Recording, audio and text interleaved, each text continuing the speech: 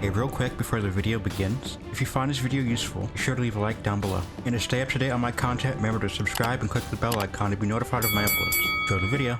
Today I thought I would show you some simple settings in Guild Wars 2 that should make your gameplay a little bit better when it comes to controls. To start off with, we'll be looking at AoE loot on interact, auto loot auto pickup, auto loot quick interact. A couple of these settings might not appear here. That would be because they are locked behind the mastery system, but the ones that you can click, I do recommend clicking.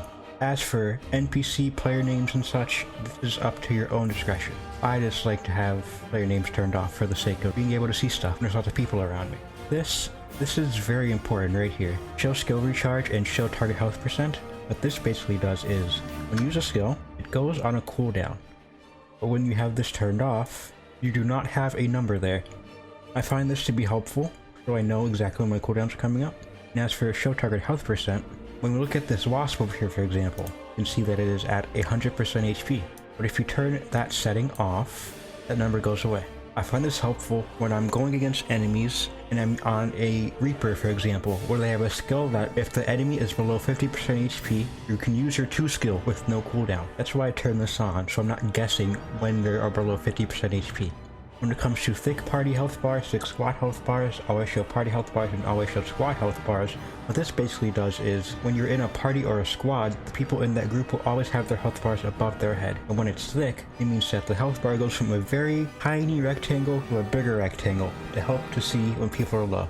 Next, we'll go down here. For camera shake, I like to have this turned off, because for me, it makes me dizzy when my screen starts shaking a lot when I'm in combat. But if you like having that turned on, it's up to you. There is also disable player camera shake. What that does is make it so other players cannot make your camera shake when they're using their abilities. Enable camera teleportation makes it so when you use a teleport skill, such as Guardian's Sword 2 skill on an enemy, the camera just moves with you instead of zooming over to you. What use free camera does is make it so when you're holding left click, you don't need to hold left click anymore to make the camera stay centered on your character's face if you want to look behind you. Wherever you move your mouse, it will stay if you leave it there. It's a very helpful setting in PvP. We need to look if someone is behind you or not. Now we will look down at the combat/movement option. I like to do for ground targeting fast with range indicator. Normally, if you have normal turned on, if you press a button to use a skill, it just stays there after you press the button, and you have to left click to put it down. But if you put fast with range indicator, you still see the icon on the ground, but as soon as you let go of it, your skill goes off. It is pretty much the equivalent to quick cast in something like League of Legends. I actually forgot to mention this when I did the original recording for this video, where it says double tap to evade. You want to turn that off.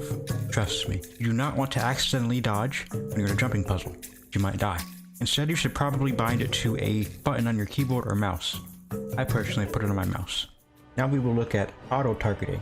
What the auto targeting option does is make it so if you use a skill with nothing targeted, the game will select a target for you. This is not very useful when you're trying to use a mobility skill to escape something. If you have that turned on, you will instead jump towards the enemy you're trying to get away from, and that will get you killed in many cases.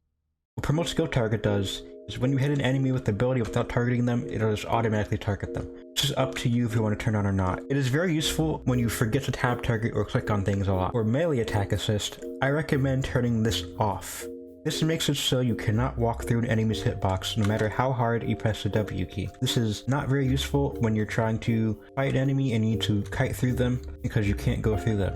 Lock ground target at maximum skill range. What this does is make it so no matter how far you move your AoE abilities, they do not go past the maximum range they can go to. It's very useful when you want to just know when an enemy is in your range. If you have this turned on, just know as soon as you walk over to them, you just press the button. Allow skill retargeting. What allow skill retargeting does is when you use an ability that has a cast time and tab to an enemy, before that goes off, you will start using that ability towards them. It's very useful when you want to change your target at the last second. That's about it for this video though. I hope you find these settings useful. Remember to have fun. See you next time.